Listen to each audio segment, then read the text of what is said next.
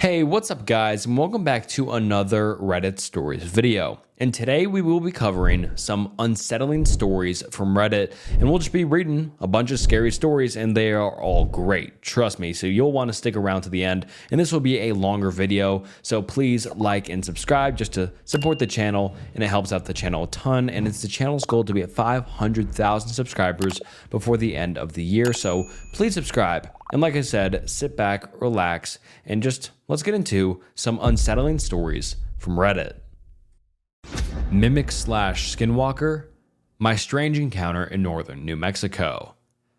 So a little backstory, my friends and I have been hiking and backpacking over the area multiple times, at least once a year on a good long multi-day backpacking trip. A few times in the same location, and other than car problems and sometimes friends not bringing the right gear, we've never had any issues. This specific trip was a 6 mile in, 6 mile out, 6,000 total elevation shift, both ways trip to a lake. We did it in October, so we were preparing for extreme colds, potentially below freezing at night. There were only 3 of us, and we were all geared up for this. I was probably the least geared out of the trio, and I knew I'd be perfectly comfortable. So we began the trek in, took us until end of the day, and we get to the lake no problem. Set up camp and just enjoyed ourselves to the sounds of nature, some MREs, and a couple pints of whiskey. At the end of the night, we all settle into our sleeping quarters, myself in a small tent, my friend in a hammock right next to me around the fire pit, and our other friend some distance away from us in a tent. Now it's important to note that my friend in the hammock was camped right next to me, maybe 10 feet away, while our other friend was probably 100 feet away or so. I had trouble sleeping, was restless, and even though I was warm, I kept getting shivers frequently and tossing and turning in my sleeping bag, which I just attributed to the cold. I didn't think anything of this at the time, and eventually I began to drift to sleep.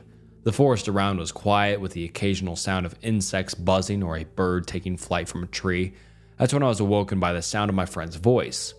Clear as day, I was groggy and a little confused as to why he was waking me up, but I clearly heard him say, quote, "My name. Help. Help me." I immediately froze as he sounded really desperate and said, "My name. Help me." Again. Then before I got the chance to speak, I heard the voice again. "My name. Help. I have to pee." And then he laughed in a way that sincerely only my friend does. It was a giggle that I'd known him to have since we had met many years ago, and so I responded with, "Haha, fuck off," his name. "I'm trying to sleep." And I thought that he was just trying to be funny. Thinking back on it, it would be very out of character for him to wake me up to pull some kind of stupid joke like that, but I was half asleep and I wrote it off. Although I knew something didn't feel quite right about it, I decided to just ignore him and let him do his business. He persisted. "Help. I need you. Come out here." I just mumbled about going back to sleep and to just go if he needed to. My memory is a little foggy as to how he conversed back and forth and what exactly was said, but afterwards, I had noticed that he hadn't made any noise to leave to go pee or get back in his hammock as I was trying to fall back asleep, which I found odd, but again, brushed off as nothing. Once the voice had been gone for a while and I assumed he had quietly gone and gotten back to his hammock, I realized I had to pee badly and wasn't going to get any sleep until I did, so I got out of my tent and immediately walked over to his hammock to pull the same stunt he had on me, calling his name in a joking manner and waking him up to let him know I was there. But when he woke up, he was immediately thrown off by this. That's when I told him I was just going to pee like you had told me you were a bit ago. Maybe 15 minutes had passed, not enough time for someone to get back into their multi-layer cold weather hammock setup and fall deeply asleep again. Not to mention, he hadn't made a sound since our conversation stopped. He asked me what the hell I was talking about, and I asked him over and over if he was just outside my tent. He swore up and down he had been asleep since he laid down in the hammock and never once got out of his hammock. That's when I felt the real chills go down my spine. Whatever had been outside my tent asking help in this high-pitched mocking voice that my friend would sometimes joke with was not him. I told him, "Oh, okay, it was nothing," and then I proceeded to go pee, keeping eyes on my surroundings the whole time. Eventually, I was able to get back to my tent, warm up, and get drowsy enough to sleep. Even though the events that had just transpired terrified me to the core, I am well aware of the lore of the areas around northern New Mexico, and I wouldn't be the first of my friends to go missing without a trace, Had I opened my tent and followed the voice that night? Somehow I shook it off and was tired enough to start drifting to sleep after I got cozied up. That's when it actually tried to get me. That half-awake state between sleeping and awake, the place where you suddenly feel like you're falling but get jolted awake? Except this time I wasn't falling. Something had grabbed onto my tent and was dragging at what felt like 50 miles an hour across the forest floor.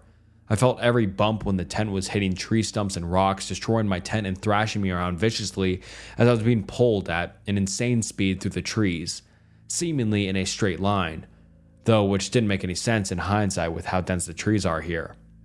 I yelled out and could feel my vocal cords moving, but very little sound came out. I must have traveled a good several hundred feet like this. That's when I opened my eyes. The only thing that I felt different was the tent was no longer moving. During this weird trance state of being dragged in my tent, everything looked identical. I was perfectly aware of my surroundings. It felt nothing like a dream. However, when I finally opened my eyes, I was laying in my tent, seemingly undisturbed and unharmed. I called out to my friend, feeling bad for waking him up, but needing to know that this was reality, as last place felt so real. He groggily woke up and said something back to me before going back to sleep. His response sounded legitimate to me, I thought. That actually sounded like him. Realizing that whatever I had heard earlier was so far from anything he would actually do or say. That thing that called out to me in a high-pitched, whiny voice mimicking my friend saying, "Help, help me. I need help, I have to pee. Come out here." It still weirds me out to this day. After asking him about it the next morning, he just laughed and swore to me that he absolutely did not get up in the middle of the night and say anything to me, much less try to joke with me about getting out of my tent to help him. Whatever that was, specifically targeted me. My friends have been back there since, but I opted out of that trip. The Tinder Stalker. I matched with a man on Tinder one day. The conversation got spicy and I gave him my number so we can continue chatting. We texted that night. We never exchanged photos or nudes or anything like that. Never made plans to meet up. The conversation died and I forgot about them. Weeks go by and I deleted the conversation. Then late one night I got a lewd photo of a man I don't recognize. I think of insulting them but decide to just delete it and not respond. A few weeks later I get another one. I have the ID to check my deleted messages to make sure I don't know them. Sure enough, I find out that it's the Tinder guy. It's really weird of them to text me a month later just lewd images after no contact or anything for over a month. Ew. So I blocked them. A couple weeks later, I get a lewd video on my Apple Watch. It's the same guy. I'm not sure how I got the message on my watch, if I already blocked his number. I block him again on my watch. What a weirdo, I think. A week later, I leave my apartment to go on a walk. I see him. He is right there in front of my apartment walking towards me. He has the same outfit on as his profile photos and the same tattoos and a hat, so I am certain it is them. I never mentioned where I lived. I'm freaked out. But I'm dressed in baggy clothes and recently changed up my hair color, so I keep my head down in hopes he doesn't recognize me. I walk right past him. I was too scared to look at him to see his reaction if he recognized me. I was too scared to look back in his direction to see where he went, so I just kept walking forward. I was severely freaked out, but nothing else happened after that and I never saw them again. I never mentioned where I lived, so my only thought is he must have used my phone number to look me up. It was the least likely person I would have expected. Just some random person I messaged for only one day on Tinder. Even with the lewd content they sent, I still just thought they were a regular perv. I never expected them to somehow show up at my apartment. They didn't even text a word to me or attempt to meet up. They just sent lewds over 2 months and they appeared. It's just so random and weird. I think the motive was definitely something perverted. It gives me creeps to think about what they wanted. But I'm glad they left me alone. I never give out my real phone number to dates anymore. Convenience store creep. This was 11 years ago. I was 19 working at a gas station that's part of a chain in my area. There were these two guys who were Marines that would come in regularly. The one guy was of Asian descent and would always try to flirt with me. I acted oblivious to it and went on with my day. After they had been coming in for a while, he asked me out. This guy was 35. I carded him when he bought cigarettes because our store was super strict about carding everyone, so I knew his age. I said no and kept it professional and asked if he needed anything else. He would ask me out every time he came in and would get more and more frustrated when I said no. Just his body language and whole mood changed when I said no. I told my manager he was making me uncomfortable, and she didn't seem to care and said to treat all customers with respect. A couple months later, my friend was looking for a used car on Craigslist, and she decided to look at the missed connection section to laugh at all the posts on there. It's not a thing anymore, but it used to be kind of like a dating section where you could post about seeing someone you were interested in but didn't get to exchange numbers or talk or whatever. Lo and behold, this guy posted one with my name and the name of the store I worked in the town. I don't have the most common first name, and I'm the only person there with that name. We had to wear name tags, and I knew 100% it was me. It was about how he saw me at work, thought I was pretty, and wanted to go on dates with me. I was just so creeped out. I showed my dad, and he emailed the guy from the listing telling him to fuck right off. I printed it and showed my boss, and this bitch told me to just go on a date with him and say you're not interested. I was livid. About a week later, this guy's friend came in alone. Mind you, these men are Marines and not small guys. I ring him up and he asked me, "What's your fucking problem? You don't want to go out with my friend because he's Asian? He really likes you. Racist." I stood my ground and said, "I won't go out with your friend because he's 35 and he's harassing me." Luckily, that was the last I saw either of them. I got fired about a week later and got another job waiting tables. Never saw that guy again and hope I never do. Manager fired me for no reason. I found out years later she got fired for unlawful termination. She fired anyone she didn't like for personal reasons. I hope she never has a daughter. To the Marine that harassed me, I hope we never meet again. Airbnb owner acted weird. I left when I saw a chair with ropes in my bedroom. I was watching a YouTube video where the YouTuber tells let's not meet stories of weird encounters with landlords or in hostels. Reminded me of this one that happened to me a few months ago. Disclaimer, that might not be as scary as other stories in this subreddit, but watching those videos made me paranoid, which is why I decided to leave that Airbnb rather than risk being the victim in a true crime story. As I said, this happened a few months ago. If I remember correctly, in January or February of 2024. I was visiting family in southern France and did not want to stay at their place even if they offered for personal reasons, which I won't share here. Note that I visit them quite often and usually last minute, so I would never book the same place and I would sometimes book a hotel room, which was more expensive but better for me as I don't necessarily want to socialize with the hosts.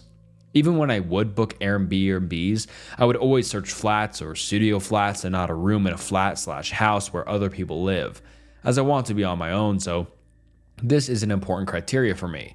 So I booked this Airbnb within walking distance to where my family members stay. And it looks very nice on paper. I think it was marketed as a house or ground floor flat with access to a yard and a garden. It was probably one of the cheaper options. I don't remember for sure, but I wasn't going there for leisure or planning to have a very nice place for myself to have an enjoyable holidays, if that makes sense. So I really wanted something for convenience and wouldn't pay extra for any kind of luxury. There were not a lot of reviews, but the one was pretty positive. So I go to that place with my suitcase, waiting in front of the house. I contacted the landlord, who should give me the keys, but he's late. I spent at least 1 hour waiting outside, and I'm trying to be patient, realizing at least the neighborhood is pretty nice and seems safe, even if I need to walk through areas that are slightly dodgy to get there from where my relatives stay. The landlord finally arrives. He seems like a good man and apologizes profusely, saying he was in another town, visiting his cousin or friends, and time flew by. First, red flag, he says they were drinking and didn't have time to sober up, so he had to speed on the highway on his motorbike while being tipsy/drunk. He stops and asks me half-jokingly not to say that in my review. I get a bit serious and tell him that he shouldn't drink and drive, but he says he really didn't want to make me wait further. I tell him I won't flag that in my review. Spoiler alert, I will, but didn't want to start off on the wrong foot. The guy is nice otherwise and seems trustworthy, very chatty and open to socializing, and frankly, I was just happy I could finally get in and drop my stuff. Second, red flag is when he tells me I will be living in a small flat adjacent to the bigger house he lives in, but I shouldn't worry because I would have my own place, own bathroom, own kitchen, etc. I don't like that too much, but I actually think it might be good because I'm not super comfortable being on my own in a ground floor accommodation, knowing anyone can get into the yard and access the front door. Again, I'm paranoid. So knowing that someone I know is close by in case something happens gives me a sense of safety. God, was I wrong? He shows me around, all seems okay. It's pretty old, but as I said, I wasn't looking for a luxury stay. The part where I would stay is on the lower level than a street view level. Not exactly like a basement because there's access to a garden, but I need to walk down a set of stairs outside and get into a flat through the backyard. This shows mostly when I'm in the bedroom, as I see through the windows that it's clearly at a lower level. Next red flag, or rather yellow flag, is when he shows me a door close to the bedroom, which is connecting door between my part and his house. I was kind of expecting that, but thought he might need to at least cross the yard or access through the front door to get into my part of the house. He says this door stays closed and it's locked anyway. Not as a warning for me not to try and open it, but more like, you'll notice there's this door, it's useless for you, and what's beyond it is not part of what you're renting. We chat a little bit, too long for my taste because I was tired and also still annoyed at his lateness and not in the mood to socialize. He gives me his phone number because Airbnb chat feature is not good. It's easier to use WhatsApp. And then he leaves. I start to settle down, open my suitcase and get changed before leaving to visit my family. I then go back to the place in the evening and decide to have a shower. If I remember correctly, what I'm saying next happened before I took a shower because I remember locking the bathroom door, which I never do when I know I'm on my own, and I recall being quite anxious when getting the shower. So, biggest red flag before the last drop, I'm sitting on the bed and hear a knock and someone saying my name. 2 seconds later, before I get the chance to answer or even understand where the noise comes from, I hear keys turning in a lock and a door opening. As you might have guessed, it's the connecting door next to the bedroom. The guy enters and says he can't find his phone, and if he might have left it downstairs. I'm a bit shocked probably because if he had come down 10 minutes later, I would have probably been naked, ready to take a shower or maybe walking around in a towel since I'm supposedly alone. I know it might sound like I'm a pussy, but keep in mind I'm a relatively young woman alone in a house with a man in his 40s or 50s who has control over when he can get into my place at any time. I stay polite and try to tell him that no, I haven't seen his phone. I would have noticed there's literally nothing except my open suitcase on a couch in the bedroom. He still gets in, speaking a lot and very fast while I'm sitting there, not fully realizing what's happening and not having a chance to tell him to leave. He looks around the flat and obviously doesn't find the phone. Then he says sorry and probably asks if everything's fine, if I had dinner or something like that, and then leaves again. At that point, I'm really wondering if I should stay or not since I know you get refunded only if you cancel 2 nights in advance. I just thought I would lose the money for the night that had started. It was already around 11 p.m. in the following one, knowing I had booked at least 4 nights. I really needed to take a shower, but questioning if I should. I tried to see if there are any available hotel rooms, but it's already too late to book or already fully booked. I decided to take my shower real quick, wondering if he could hear the shower and decide that he forgot something else to get in again. But nothing bad happens. I then go back to the bedroom, get dressed as fast as I can just in case, sit down and think. I decide that I will just stay for the night and I'll probably be less paranoid in the morning if I'm still alive. That's when I notice the chairs in the bedroom. There are 2 and one of them has ropes tied around the armrest. The chairs are in good shape and the rope is definitely not there to keep the armrest fixed to the chair, as they are just loose. To this day, I have no idea why they were there. I still think I should sleep there just for the night and try to use a chair to block the door handle in the bedroom, like in the movies. But guys, this only works in the movies. I try with both chairs, trying to pile them up, even trying to use the ropes one way or another. The handle can still go down enough to open the door easily. I think that at least if I leave them in front of the door, I'll hear if someone tries to open it, but the door opens the other way, and in any case, I don't know what I'd do even if the noise woke me up. Again, I'm paranoid and anxious and living alone, abroad. My motto is to never, ever take risks for my own safety. as I'm usually the only one who can save myself, so better avoid any tricky situation. Doesn't mean I never go out, but I wouldn't get drunk around people I don't trust. And I would take a cab if I feel unsafe going home on my own after midnight. I now live in a city that's rather safe, but too many bad encounters. Unfortunately, nothing unusual for most women. Not to be careful. So from an external point of view, this is a story about someone booking an Airbnb with good reviews with a nice and friendly landlord who is just overly open because he likes to meet new people. And the ropes are just a detail, but for my anxious and paranoid self, it's the premise for a horror story or thriller where you shout at the stupid and trusting victim to get away ASAP before the guy comes back. So I decided to call my brother, who came to pick me up around midnight, for me to spend the rest of my stay at his place. Country road. A few weeks ago, I was driving in the middle of nowhere, heading to one of my friends. My wife was sleeping next to me, while my teenage daughters were watching a movie in the back. Next to them, my toddler was playing with his toys. It was around 1 a.m., and I was nervous as the drive there seemed to last forever. The dirt roads with no lights gave me chills, as all I could see around were only fields.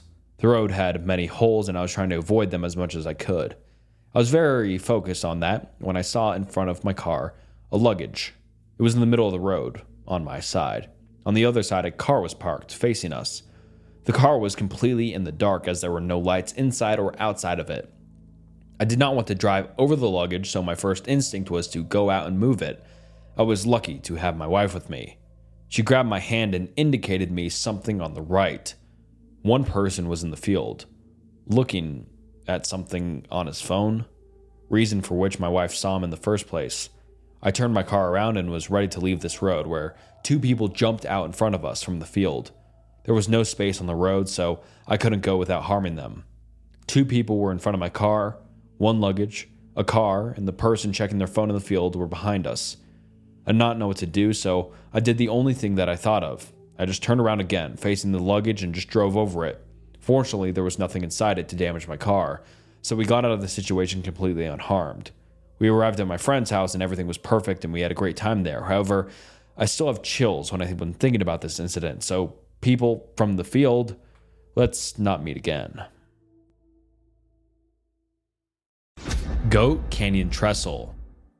In the late fall of 2010, my dad, mom, sister, uncle, and I decided to try and hike to the Goat Canyon Trestle located deep in the desert of San Diego County in Southern California near the Mexico border. The trestle is basically a very tall bridge-like structure made entirely of wooden beams and columns that was built with the railroad in the early 1900s.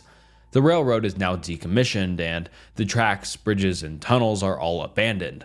There is a lot of good and interesting information about the trestle online if you are interested. It is allegedly one of the tallest freestanding wooden structures in the world. I believe now there's a lot more information on how to hike out to the trestle online, but back in 2010 there was very limited information about it, and you really had to search deep to get information on where to start and the route to take. My uncle was super into these remote abandoned locations at the time, and it was his hobby to research and plan out how to get to them. There was no dedicated trail at the time to the trestle. I'm not sure if there is even one today, and you had to do more or less make your own path across the rocky desert hills. I was a sophomore in college at the time, and we were all decided it would be best to do the hiking over Thanksgiving weekend when me and my sister would be in town for the holidays, and it would be cool enough temperatures to attempt. When we got to the location where we parked our car, it was pretty barren and out in the middle of nowhere with desert all around. My uncle told us we would have to hike up into the hills ahead of us and then down the other side through a canyon that led to the trestle. It's this canyon that the trestle traverses. The hike started off without incident, but the lack of a dedicated trail soon made it difficult. The terrain was very rocky with loose slate rocks that were lined with sand and made you slip and fall easily. Within the first few hours, I had fallen and scraped my knees and hands several times. It was a lot of scrambling over rock to get up into the hills, and it took us much longer and a lot more effort than we expected. We probably started the hike around 9 or 10 a.m., but by the time we reached the top of the hills, it was already mid-afternoon, and we still had to traverse down the canyon on the other side of the trestle, and then walk all the way back to the car. Recall that it was around Thanksgiving time and the sun would set around 5 p.m. My mom and dad were naturally worried that we didn't have enough daylight to make it back to the trestle and back, and thought that we should start heading back to my car. But my uncle really wanted to at least see the trestle from the top of the canyon and said he would go on ahead alone while we went back. Being the young, invincible-minded male I was at the time, I convinced my parents to let me go with my uncle. My uncle and I were much faster hikers than my parents and sister, and we were sure we could make it through the trestle and back with enough light. We parted ways, and my uncle and I continued into the hills towards the canyon. And this is where things started getting very strange. I want to take a moment to explain a little about the area for those who might not be familiar. As I said above, the trestle is located relatively close to the Mexico border, along with the abandoned tracks, running between Yuma, Arizona and San Diego, California, more or less paralleling the Mexican border. This area at the time was well known to be a very active route for illegal immigrants crossing into the United States from Mexico. There were stories online that my uncle found that said people would hide in their abandoned train tunnels to escape the Border Patrol officers during the day and would then walk the abandoned tracks at night. Border Patrol was also very active in the area at the time. It was also a hot spot for coyotes and mules, not the animals, but individuals who help escort immigrants into the country and individuals who are transporting illegal drugs. Getting back to the story, my uncle and I continued through the hills in search of the canyon that led down to the trestle. After we had been walking for a while, we came across a small grove of fan palms. If you're not familiar with fan palms, they are basically a shorter and stockier version of a typical palm tree with a lot of palm fronds arranged down the trunk of the tree, such that the actual trunk can't be seen behind all the fronds. The palms in this grove are all relatively short, ranging maybe from 8 to 10 feet tall, and the fronds dropped all the way to the base of the tree. I remember it was a little creepy coming across the grove in the middle of the hills. It felt like something was beyond the thick layer of palm fronds watching us, and I would be lying if I wasn't a bit relieved when we continued past them. Eventually, my uncle and I found the canyon that we thought led down from the hills of the trestle. The canyon was very rugged with tons of loose rock. You can only imagine how difficult it was trying to go down it, slipping and sliding over the rocks the whole way. Once we were about halfway down, the sun was just starting to set, and that eerie quietness that comes with sunsets in the desert washed over the canyon. It was also starting to get cold, with the sun dipping below the hills, covering the canyon in shadows. It was around this time that both my uncle and I started seeing things. We both swear we saw my mom at the top of the canyon, looking down at us.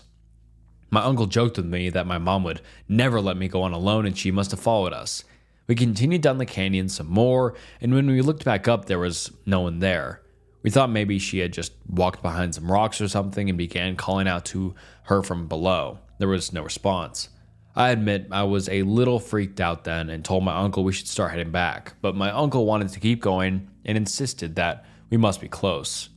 He was right. Around the next few bends, we saw the trestle ahead of us. It was very cool to see, but we still had a good way down the canyon to actually get to the base of it, let alone climb to the top of it, which was our original plan. My uncle, being the crazy, adventurous guy he is, insisted we keep going. But as we were heading down further, I stumbled and sprained my ankle very badly, and I decided that I couldn't go any further down. My uncle finally agreed and said he would just go alone a little way further to get some pictures, and then we would turn around and head back together. So there I was, sitting alone in this canyon that was getting darker and darker by the minute, trying to mend my twisted ankle when I looked back up the canyon to see if my mom was visible again. I didn't see anything initially, but something large moved out of the corner of my eye up the canyon sun, like it was darting between a rock. This freaked me out, and I felt a sense of dread wash over me, like I was being watched from every shadow. I remember it was so quiet, it felt unnatural. A little while longer, my uncle returned, and we began to make our way back up the canyon. It was very dark at this point, and just a glimmer of sunset was left on the horizon. I was really starting to freak out because I knew we would be walking back in pitch black. When we were almost at the top of the canyon, my uncle, who was walking ahead of me, stopped in his tracks and pointed ahead.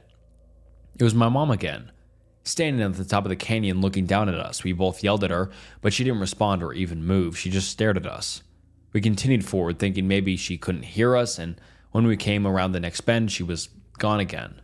I was losing it at this point, and I'm not sure what I would have done if my uncle hadn't been there with me. We eventually made it back to the top of the canyon, and it was indeed pitch black. There was no sign of my mom or anyone else. We were utterly alone in the dark desert hills. Luckily, my uncle had a small headlamp that he brought with him, and we used that to start our slow trek back through the hills to the car, and hopefully to my waiting family. I can't explain to you how dark it felt out there. It felt like I couldn't see my hand from my face. The only thing keeping us on a somewhat path was this small beam of light from my uncle's headlamp.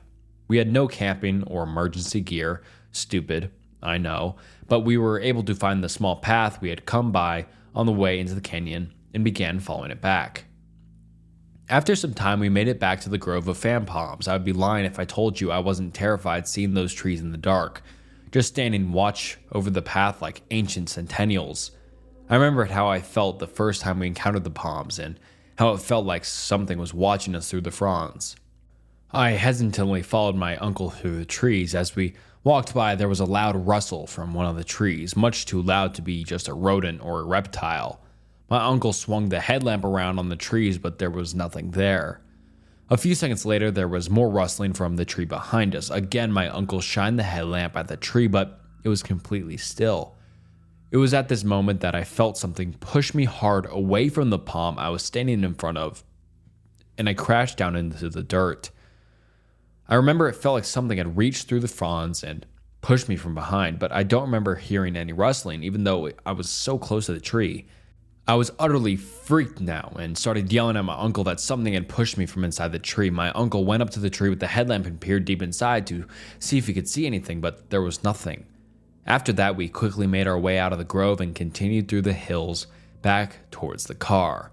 I remember it felt like forever walking through those hills in the complete darkness, and every once in a while, I would hear rustling behind or to the side of us, but there was no way to know what it was with no light. The whole way I felt like something was following us through, trailing just behind us, outside the light where we couldn't see it, but I could feel its presence. Finally, we made it through the hills and were about to traverse back down to the car. In the distance, we see a faint light coming towards us. As we get closer, it was apparent that the light was coming from someone with a flashlight, and me and my uncle were nervous whether this individual was there to help or harm us. Given the position we were in, however, we decided to make our way to the light, and thankfully, it was a Border Patrol agent who was actually out looking for us. The agent had come across my family who were waiting for me and my uncle in our car, and my parents told them that we were still out there. The agent then went looking for us. The agent led my uncle and I back to our car, where my terrified mom rushed to hug me and scold my uncle. We then told my mom that we had seen her at the top of the canyon and asked her why she didn't respond to us or wait for us to get to her. I will never forget that sinking feeling I felt in my stomach when my mom told us she had never gone any further after her. My dad and my sister turned back and left me and my uncle to go on alone. She said they had been waiting in the car for hours for us to return. I don't know who or what me and my uncle saw in that canyon, or what was inside those fan palms, but I know for certain we were not alone out there that night.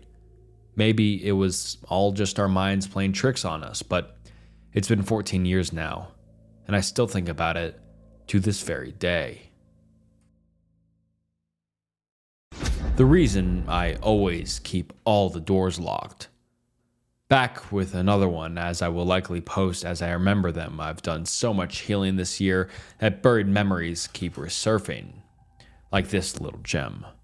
This was some years ago when I was living in a different city. I hadn't really been on my own all that long, and my housing situation fell apart at the last minute, so I had to scramble to figure it out, meaning, you guessed it, random roommates. Now, the year before, I had a random roommate that was the most amazing person and ended up becoming a great friend, so I figured this would be the same. It was not. But that's actually not the focus of the story. Enter the roommates. Ben, who I did actually know a bit from the previous year and was becoming friends with. Tom and Mike. Now, this was the very first couple days after move-in, and we'd all hung out to get to know each other a bit better. But Tom and Mike hadn't fully moved in yet. It was a big old house separated by a floor and the top level locked at the stairs. This is important to note. Ben and I lived upstairs with Tom and Mike downstairs. I've always been paranoid and definitely have good reason to. So when I'm home, all doors are locked. When I leave, all doors are locked. I sleep with my bedroom locked. I was home alone with Ben at work and Tom and Mike sort of in and out of moving stuff in. I'll note here that both had a lot of expensive stuff, like in the 5-figure range. Well, I was watching something on my laptop in my room. Bedroom locked and both entrances to my part of the house locked. I started hearing a lot of noise coming from downstairs, sounding like doors and cupboards opening, furniture moving, etc., and I figured it's just Tom or Mike until I hear footsteps coming up the stairs. I was technically supposed to be somewhere at the time, which they knew, but it had been canceled last minute, so no one would have known I was home, and they had no reason to come upstairs when they knew both of us were supposed to be gone. That was when I got panicky, hearing them come closer and closer to the top of the stairs. I've never sat so still. Then the knob began to jiggle. I could hear it clearly as my room was closest to the entryway. At this point, I'm on with 911 whispering that someone is in my house without giving away that I'm there to whoever it was. The house was super close to downtown and cops arrived in mere minutes, but they were the longest of my life at that moment. The downstairs were completely ransacked, like something out of a movie. It was so surreal to see. They'd taken over $20,000 in electronics. I don't remember the exact amount, just about that, I think. Broken furniture and plates and stuff, even ripped through the mattresses. Turned out Tom and Mike had left the door unlocked when moving. This would be the last time before I fled this house. They were gone before the cops showed, so I'd spent the next several months afraid they'd come back, though it would turn out to be the least of my future worries. So glad that I always locked doors. Considering the way downstairs looked, I don't know what they would have done to me. To whoever was on the other side of that thankfully locked door, let's not meet. I'm not gonna hurt you. Remembering these words still sends a chill up my spine.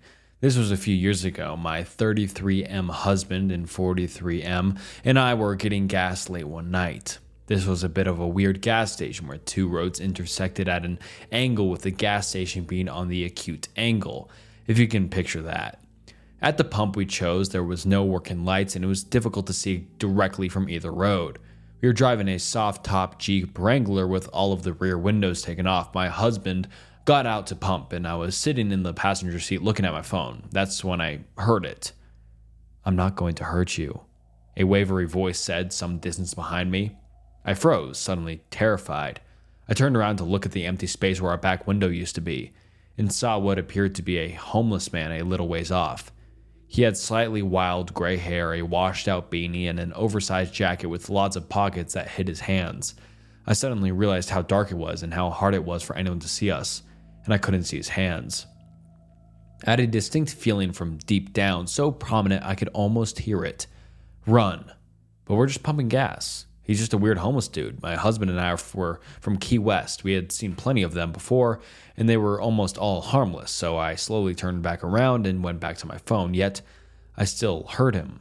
The distinct sound of shuffling feet, the rustle of his jacket. "I'm not going to hurt you," he said again. "I just need some help. Do you have any money? I'm not going to hurt you." At this point, I could tell he was almost at the Jeep. We had only been there for a couple of minutes, and we'd been on almost empty. There was no way the tank was full. Without warning, my husband rushed into the car and hurried to start the engine. I could tell his hands were shaking. He managed to throw the car into drive, and we peeled out of there. I looked behind us and saw the man standing there, not reacting. Next to the dangling nozzle, my husband hadn't bothered hanging back up. As we turned out of the gas station, my husband said, "I just had the most horrible feeling. Something in me just told me to run." I looked at him in horror and told him I'd felt the same thing. I felt tears come to my eyes as I thanked him for listening to his instincts. We went home feeling quite shaken, just going over the events we had just seen and felt the way we felt. It was a day or two later that we watched a YouTube video by security analyst Scott Stewart on the Kenyon Mall shooting, and he said that in every event like this there are people who said, "Right before it happened, I had a terrible feeling that something bad was about to happen." He adds that some people listen to that feeling and leave the area, while others mention how much they regret not listening to it. I burst into tears hearing this, knowing the feeling he had described all too well. I had had that feeling, and was one of those who ignored it. I remember crying, "Thank you," at my husband for listening to his sense of danger. Now, It is fully possible that it was just a harmless person asking for money in a slightly creepy way and that nothing bad would have happened. But I can't stop remembering how the weird angles kept anyone from seeing us. I can't stop thinking about how dark it was. And I can't stop thinking about how his hidden hands. And I still get full body chills remembering him say, "I'm not going to hurt you." Moral of the story, I guess, if you ever get that distinct feeling that something bad is imminent, leave the area. It may be a false alarm, and it happens a lot. You may want a hyperactive anxiety response and might want to try Lexapro, but it's better than going through the rest of your life wishing you had listened to that feeling. The Haulers. Growing up in rural Alaska, I experienced a lot of weird things, amazing herds of caribou, etc. But the weirdest things to me are the times I wasn't able to see the source of yelling or hollering. A lot of times I traveled alone through the Brooks Range and up onto the North Slope to hunt and trap. From a young age, I learned how to hunt and field dress animals, set up survival shelters, and even how to travel at night with the usage of the constellations like my ancestors before me. These long and very arduous journeys sometimes brought me more than I was willing to endure. In the winter of 2017, I had a trap line along the left side of the valley, headed northbound. A trap was set every few miles, and I was traveling along my trail when I saw a figure in a bunch of diamond willows ahead of me. The bunch of brush was about a mile or so away, but I could see the dark figure walking like a person. I wondered who would be out in January when it's the coldest time of the year just walking. When they suddenly vanished, I took out my binoculars and scanned the area and just put it off as my imagination or someone with a snow machine, snowmobile for you lower 48ers, and they had taken off along my trail, so I continued on. At the next trap, I stopped and shut off my machine. It was calm and surprisingly warm, like negative 30 degrees Fahrenheit, for that time of the year, so I was able to shed my parka to reset the spring trap that I had come across. As I set the trap, I started to hear a low, bellowing noise from up in a small valley. It came off like a person just yelling, "Ah!" at first, but then it grew deeper like a bear warning off another. But it was January. Nothing like that would be out and about. The most you'd ever find would be wolves, wolverines, and caribou. Even moose tend to travel south for that time of year. As I started to pack up, the noise began again. It grew louder and louder. I remembered the figure I saw and wondered if they had anything to do with it. But I did my best to ignore the noise like my elders had taught me and go about my business. Then I could feel eyes on me. I looked towards the valley where I felt the weird sensation, and there was nothing. I even pulled out my binos and looked. Nothing. I listened for the noise again, and when the bellowing began again, I responded. I did the same noise back at it, and it stopped quickly, like it recognized this noise I made. Then it all went silent. I was uneasy, so I packed up and left as quickly as possible. I haven't been back there since. I pulled the trap line that winter. I don't plan on going back. Late Night Visitor. I stumbled upon this sub a few nights ago. Reading all the backwoods encounters reminded me of one me and my family had when I was a child. I grew up in a military brat. My dad was stationed at Hill Air Force Base in Utah, and we took advantage of all the outdoors had to offer. Most often we frequented Farmington Canyon, which was gorgeous during the fall. I think it was about an hour or so drive, and I still remember the dirt road we took was quite dangerous at times due to its position against rock walls on one side and the edge of a cliff or steep drop. So dangerous that vehicles often had to slow down and carefully go around oncoming traffic. There were moments where I could peer out of my window and see nothing but tiny, colorful trees far, far below. I remember this trip in particular because it was a real treat to go camping in a tent with my family and our 2 dogs. It was the 90s, but we were still using an old 70s style metal frame tent we picked up at a garage sale. Since my father had so many back issues, we were often restricted to day trips, cabins, or hotels, so this was something I was super excited about. We arrived to a campsite in the late afternoon and chose a spot next to the creek. We set up our tent and settled in for the evening. The evening was relatively enjoyable and yet uneventful.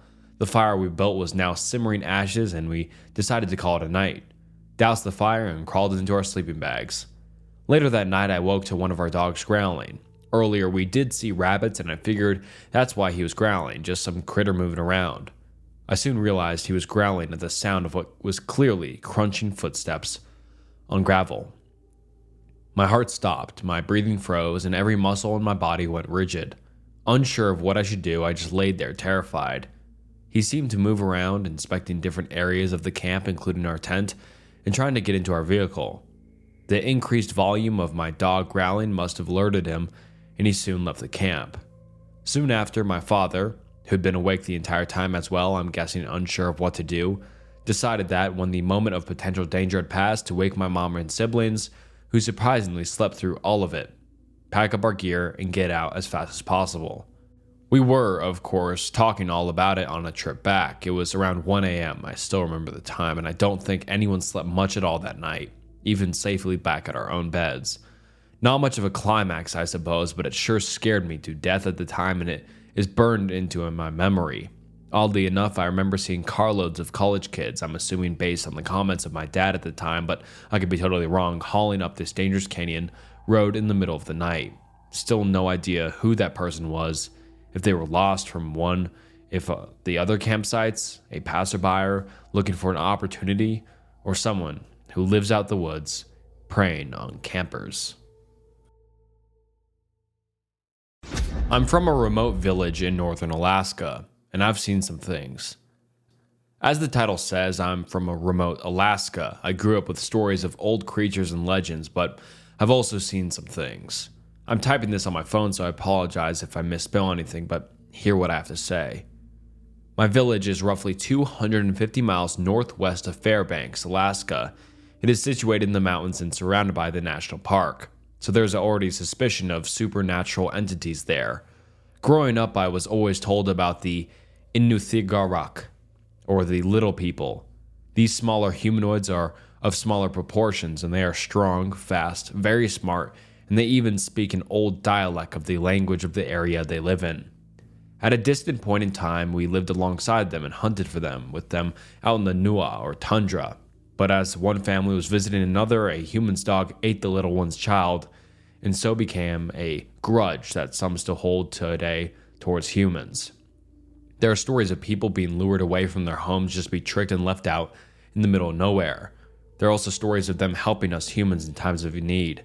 Like from my village, caribou were herded by a small blurry thing towards a group of people, according to the story from the 60s or 70s, and there was a good harvest of animals that fall. There are also stories of the Inukabak, or big person, sometimes called Bigfoot by people, even though they don't always look like an ape-like human. The old stories talk of giants that roamed the land in silence or in anger. One story even tells of a cannibalistic one out west near Nome or Kotzebue. Back home, they come out and around when the caribou do, like the Inukorat, and will either be mischievous or just watchful of humans. In my personal experiences, I've seen the little ones and the big ones. They both can resemble humans or just a blur on the land. I believe they're part of another world or dimension, and that's why they cannot always be seen, but hey, we may never know. Father-son camping trip didn't go as planned. This story happened just this summer. I'm only now getting around to writing it down. I would consider myself an outdoorsman. I grew up in the sticks. I've spent a lot of my time wandering in and enjoying the backcountry. I'm older now and have settled down in the suburbs. Wife, 2 boys, a house, a dog, a desk job, the whole suburban shtick. I want opportunities for my kids that come from suburban life, but I also want them to grow up with the appreciation of the outdoors. So when my oldest son was big enough for his first solo father-son camping trip, I was excited. My wife and younger son stayed home for this midsummer trip. It was going to be a great bonding experience for me and my son because my son is just 5. I don't want to do anything too extreme on our first big solo camping trip. We needed a place that wasn't too deep into the Colorado Front Range, but still allowed for dispersed camping. I don't consider camping in RV parks or established campgrounds to be actual camping. You might as well be a motel watching TV. Camping, at most, is a tent, sleeping bag, and a fire. A dispersed camping area called Gordon Gulch west of Boulder caught my attention. I'd never been to this area before. There were no facilities and it was dispersed enough you could see or hear any other campers nearby. My son and I had a blast that day.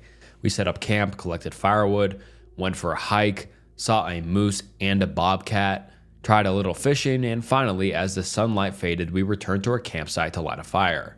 We had a traditional and nutritious camping meal of fire-burned hot dogs and marshmallows. It was a good day. Definitely a core memory for both my son and me. The perfect first camping experience for a preschooler, or so I thought. After all that fun, my son and I were exhausted. It was time for bed. The sound of an evening summer breeze through the pines is better than any commercial sleep aid. I don't even remember drifting off. It was a hard, dreamless sleep that only physical exertion can bring. One thing about my son, he inherited many things from me: hair, color, eye shape, disposition, and my unnaturally wide feet. But one peculiar thing he got from his mother was sleep talking. It's not unusual to hear him having full conversations in his sleep. It gets more pronounced when he's overly tired. I was capsulated out of the void of sleep. Not sure what aroused me. I sat up, collecting myself. The world seemed to be at peace. It was quiet. Just me and the breeze through the treetops. I couldn't figure out what woke me so suddenly. The sound of my son laughing in his sleep cut through my groggy confusion. It was a deep belly laugh. Must be a fun dream, I thought hazily. Gently rocking him was enough to quiet him down. That must have been a good enough startled me, I determined. As I repositioned to fall back asleep, my son burst out laughing. I sighed and closed my eyes. He'll quiet down soon enough, I thought. He laughed again. This time his laugh was echoed by something outside our tent. I held my breath and listened, unsure of what I just heard. It wasn't an echo. There was something out there, and it was laughing in unison with my son. My grogginess vanished as the adrenaline began to pump. It couldn't be real. It had to be imagination. I sat up in my sleeping bag listening to the night. Hearing nothing after a minute, my muscles relaxed. I started to settle back down, must have been hearing things. I was tired after all. Checking the time, I saw it was 4 a.m. The sun would be up in a couple hours. My son laughed again, and again it was answered with laughter outside.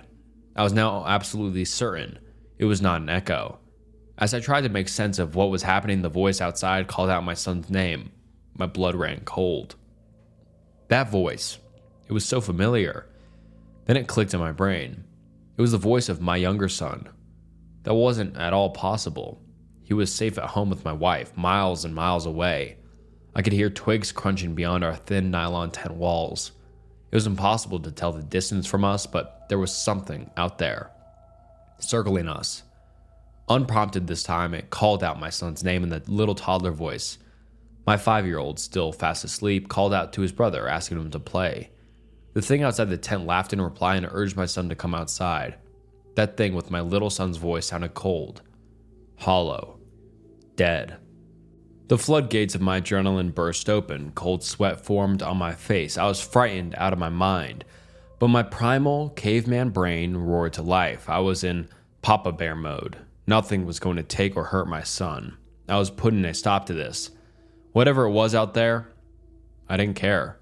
You don't mess with my kids. Say what you will, but when you're camping miles from anything, it's not worth the risk of being unarmed. Wild animals, wild people, you have to be prepared.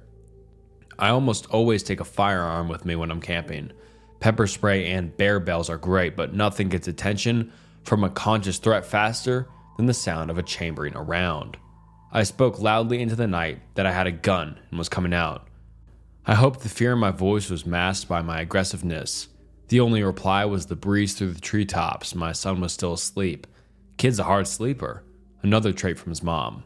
My wife and I have joked that he could sleep through a tornado. Stepping out into the cool summer night, a gun in one hand and a flashlight in another, I surveyed the campsite. The fire was down to embers. Our fishing gear was leaning against the pickup. The firewood was still neatly stacked. Nothing seemed out of place. Not wanting to stray far from the tent or my sleeping son, I sat down outside the entrance.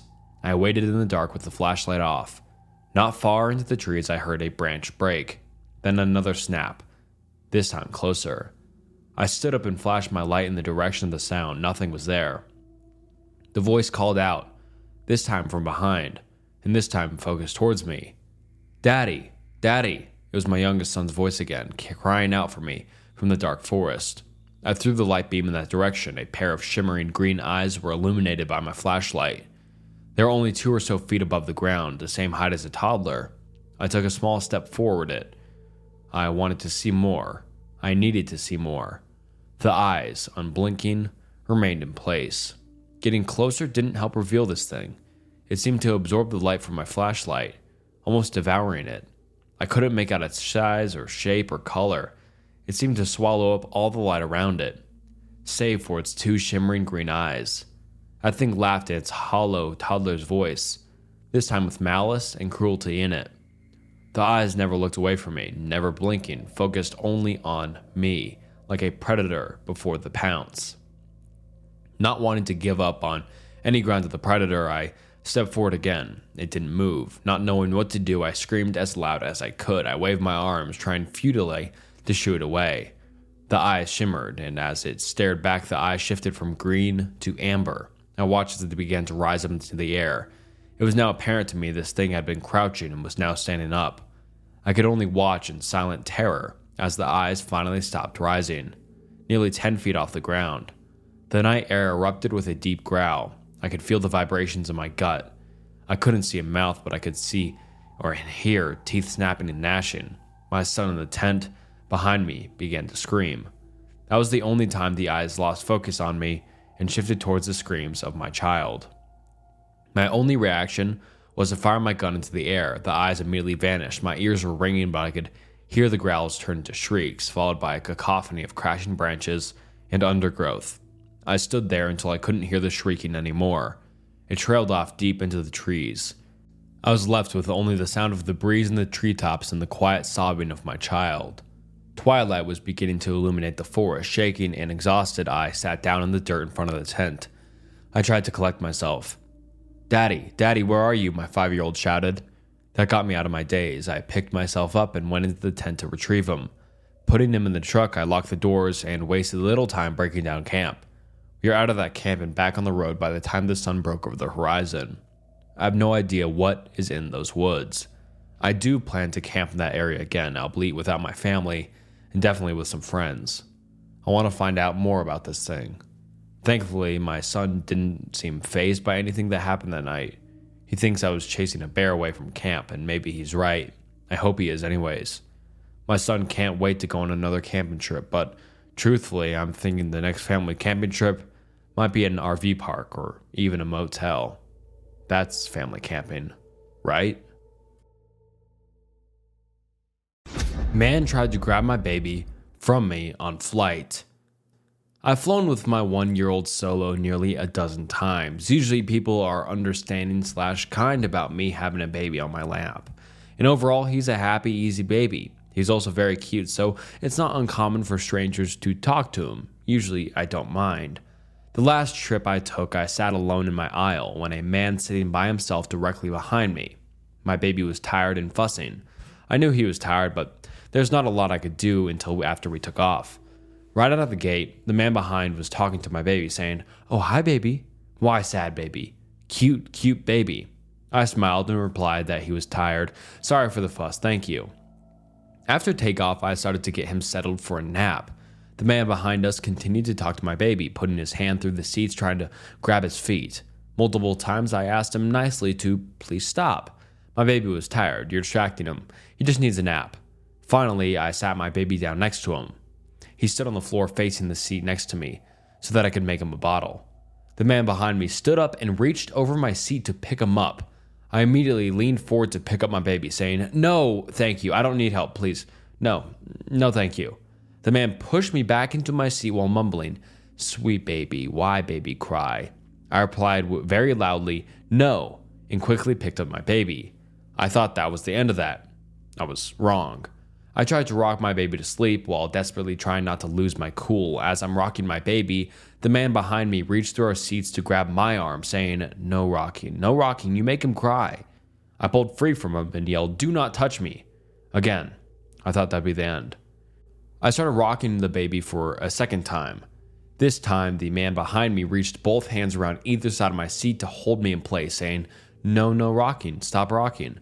I'm somewhat embarrassed that I completely lost it, clutching my baby to my chest while struggling to get free of him. It hurt.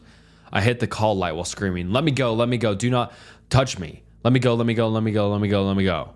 He was still holding me by my arms when the flight attendants came running. I could barely get anything out to the flight attendants. Everyone around us was staring. I was sobbing, and all I could do was get out that I could not sit there anymore, and for the love of God, please move me.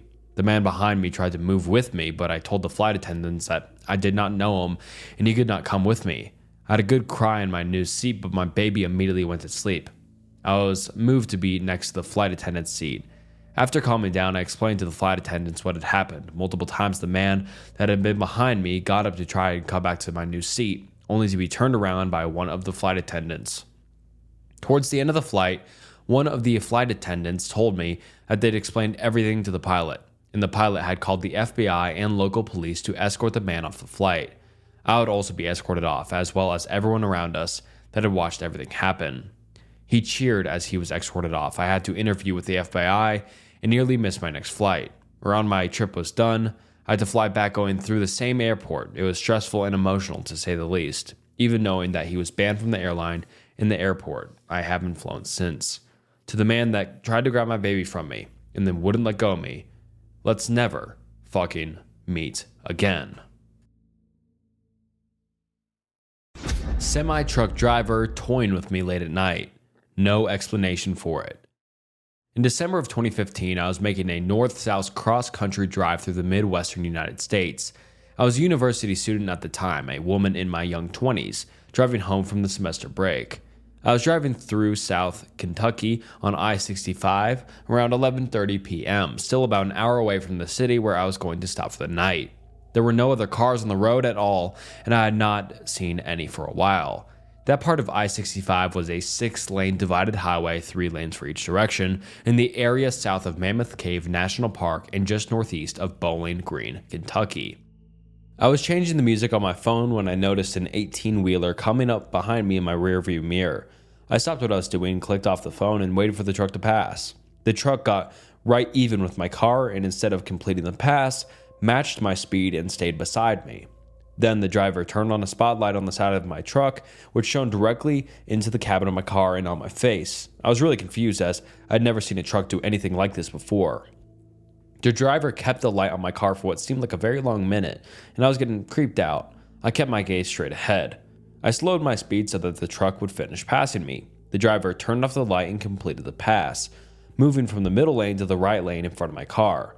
I was very creeped out by this, slowed down some more, and changed to the leftmost lane to put some space between me and this big rig. As soon as I moved into the leftmost lane, the truck matched my speed again and moved into the middle lane to come parallel to my car. The driver turned on the light again, shining it directly into the passenger side of my car cabin. I am now confirmed that this truck driver was definitely following me and definitely being super creepy. I kept my gaze straight ahead because I felt like looking over would somehow make it worse. The truck turned off the spotlight and pulled in front of my car in the leftmost lane. I decided to move away again, changing lanes behind the truck back over to the rightmost lane and speeding up. I was probably going right around the speed limit again, 70 to 75 miles an hour. By the time I completed the merge, I saw the truck beginning to shift lanes towards me again and speeding up to match me. Before they could pull up next to me again, I decided it was time to get out of there, and I floored it. I sped up to maybe 90 miles an hour, the fastest I had ever driven in my life, and put maybe a mile of distance between me and the truck before slowing down some. I looked up to the rearview mirror, and I will never forget the image. This big orange tractor trailer, illuminated by the street lamps of the highway interchange, absolutely devouring the distance I had put between us. The truck was charging up behind me at an unbelievable speed. I sped up again, but it did not matter. The truck caught up to me, pulled beside me, and turned on the spotlight again. I stared straight ahead, keeping my speed, not daring to look over. It was at this time that I decided my only advantage was the maneuverability of my small car. I hit my brakes and dropped back behind the 18-wheeler, moving into the middle lane behind the truck. They moved over into the right lane, and I moved over behind them. I decided to stay right behind this truck in its blind spot so that they could not see me. I saw a sign for an exit and decided this is how I would escape. I waited behind the truck in its blind spot until we came up on the exit. I waited until the last possible moment. Once the truck body was beyond the point where the exit split ways, I darted out from behind the truck into the exit. Thoroughly shaken, I wondered how far away from the interstate I should go and if the truck would come looking for me. I ended up just pulling into a Wendy's right by the interstate. I parked and got out.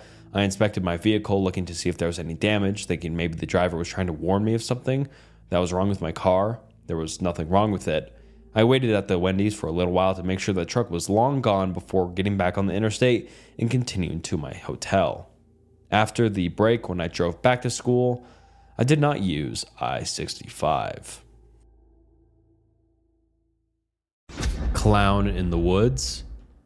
I'm from the UK, if that's any context. So way back in 2016, when the whole killer clown epidemic was huge, I was walking through the woods at around 10 p.m. alone in order to get to a party or gathering that was happening in a secluded part of the forest. It was almost pitch black, and I could barely see in front of my besides the flashlight on my phone, and everything seemed normal as I was walking to the party. I got to a long stretch of woods with no defined path, but it was the quickest way to the party, so I took it. As I got around midway through, I heard something to my left. I turned and saw a shadowy figure sat on a fallen log.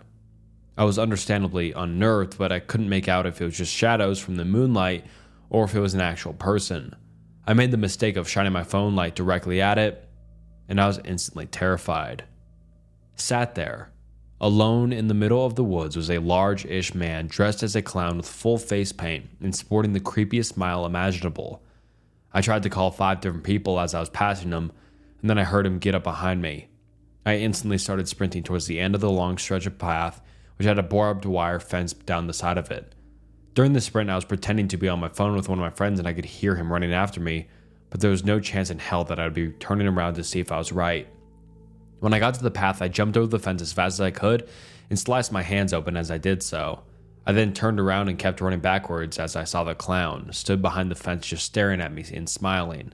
I didn't stop running until I got to the party, and I was scared for a very long time after this. You have to bear in mind that there were so many rumors of people being killed by people dressed as clowns at the time, and while I will never know if the man had evil intentions or was just trying to scare me, it was extremely strange and scary to live through.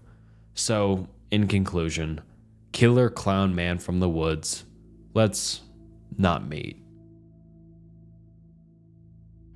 And alright guys, that wraps up Unsettling Stories from Reddit. I really hope you enjoyed this video, and if you did, please like and subscribe to the channel.